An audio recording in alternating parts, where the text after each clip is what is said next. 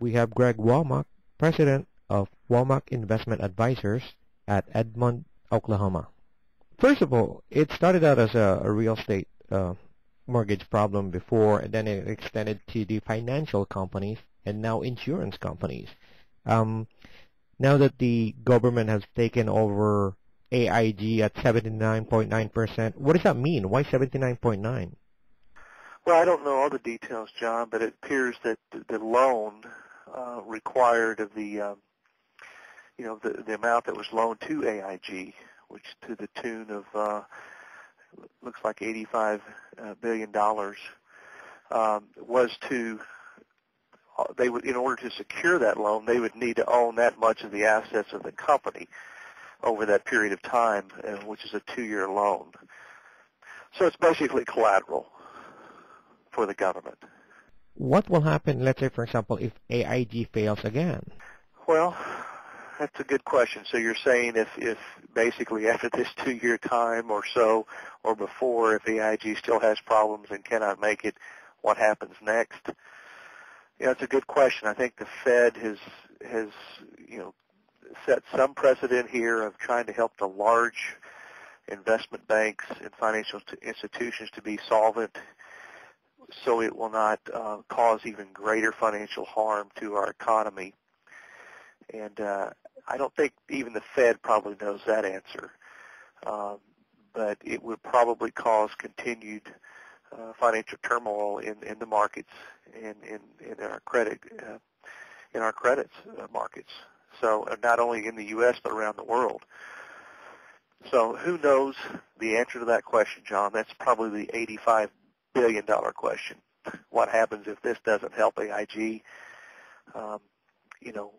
Only one would hope that they would, come out of this okay and be able to become solvent and operate. So that's the dark side of the coin. Now let's look at the bright side of the coin. Let's say, for example, AIG becomes profitable again. What happens to the taxpayer money? Do we get a rebate check or have lower taxes? Well, this is a loan from the government. It's our tax dollars, but it is a loan from the government, much like we would probably loan, a country monies to rebuild. So hopefully those do get repaid.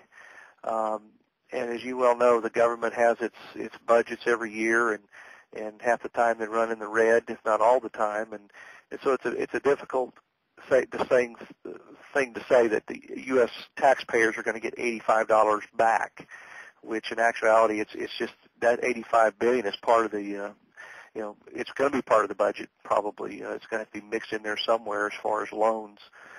So to say that we're going to get tax rebate if AIG becomes successful out of this thing, I doubt it.